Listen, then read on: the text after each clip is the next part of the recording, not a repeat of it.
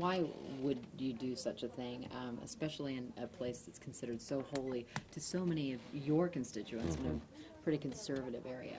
Well, it's not something I've ever done before. I can tell you it's not something I'll ever do. I can tell you it's something I'll never do again. It was a mistake on my part. You know, we had been in Israel for several days at the point, working very hard. Ended up having dinner at the Sea of Galilee. My wife and I together, and some members of Congress started jumping in the water. And you know, it was a spontaneous sort of spur-of-the-moment thing, and I made the mistake of joining up and participating, and obviously it was a regrettable incident and something that I'm very apologetic for. It wasn't my finest hour as a member of Congress. Are the reports right that you were the only one who disrobed? That's correct. And any reason why you did that, why you went to that extent? Like I said, I've never done that before in my life. It's not something I plan on ever doing again, and you know, it's something I regret. I wish I could take it back. And I know Eric Cantor was with you. What did he say to you, and what was his demeanor when he found out what you guys had done? Well, he was obviously not happy with us. You know, it's an important trip. We're there to work on issues related to the peace process and meet with leaders there in the country. And you know, I think he was frustrated that the incident occurred and asked us to get back on task and focus on the job at hand. Did you realize you had made a mistake though before Cantor came up to you and made you aware of this? Yeah, I mean, I think we started realizing that it may not have been a behavior appropriate of a congressman, and certainly his comments drove that home even further. And it's something I regret and something that you know, wish hadn't happened. So, can the people of Kansas trust you now? I mean, some people might think it's a character flaw. Well, you know, I work very hard in this job. I think folks know I do a lot of town hall meetings. I do a lot of events. I believe very strongly in the values that Kansas represents. I'm willing to stand up for those values on the House floor. Got big issues facing our country with the economy and the national debt. And so I think people know, they know me as a serious lawmaker who's willing to stand up for what I believe in. And while this incident is regrettable and unfortunate, I think folks know that I'm working hard on their behalf and that we can continue to move forward and do the business of the American people. Do you think this is a distraction more than just locally? Do you think this is a distraction nationally on the Republican campaign trail, presidential campaign trail? Well, you know, I don't know the extent of that, but what I can say is that it's not something that you know, I'm proud of. It's something that was a momentary incident over a year ago. And we have some huge issues facing this country. We're 70-some days away from a presidential race, and I think ultimately the American people will begin to, you know, focus on those issues that matter.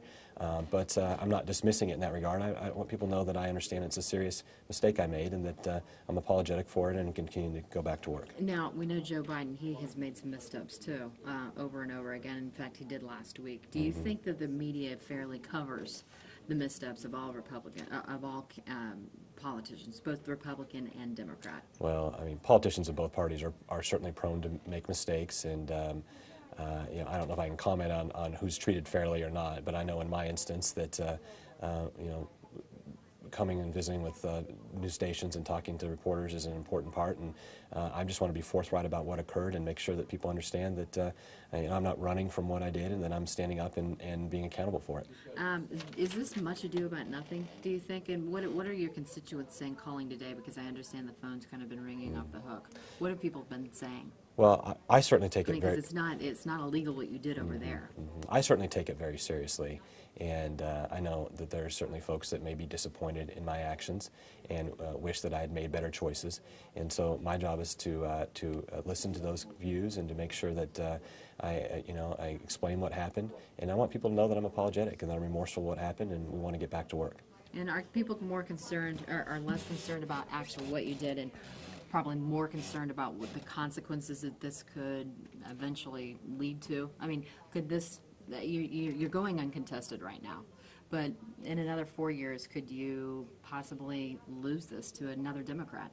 Well, I think people are just disappointed that, you know, they want me to be on the job working hard, and so I think folks are, to the extent that they're calling in, you know, are expressing a lot of different things. Some are just asking questions. What happened? You know, what are the details? And so we're just trying to answer those questions and be forthright and make sure folks understand that I regret what I did, and we're moving forward and continue to work on their behalf. And lastly, what are the issues that you want to talk about? I mean, going in, like you said, we're going into a presidential campaign, you know, in just a few days, basically away from a huge election, what some call the most important election that we've seen in a very long time. What do you think are the most important issues that you're wanting to focus on? Well, we have an unemployment rate over 8% now for over 40 months. It's the longest period of unemployment this high for this long since the Great Depression. Small business owners are struggling to keep the lights open, lights on. People are struggling all across this country, and they want their federal government to function. They want it to work well, and I think people are tired of the division in Congress. They want to see Congress exercise some fiscal constraint and get our budget balanced, and they want to see Congress focus on getting the economy going and getting America back to work. And that's what I have been doing. It's what I'll continue to do, and I'm excited to get back to Washington and continue to fight for those issues.